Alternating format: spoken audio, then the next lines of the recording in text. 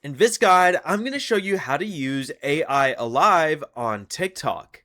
This is Miguel from JustBoz, and before we get into this guide, make sure to like the video and subscribe to the channel with all notifications on for more content like this. It really does help out the channel and we'd greatly appreciate it. If you have any questions, just ask them down in the comment section below. I'm going to be doing my best to reply to every single comment down there.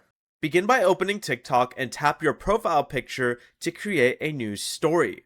Then go ahead and upload a photo from your camera roll, and once the photo appears in the story editor, look through the editing tools for the AI Alive option. It should be right between the settings and AA option up here, but if it appears, tap it and enter a prompt describing how you want the photo animated, and generate the video. Preview the result, then post it to your story when you are finished.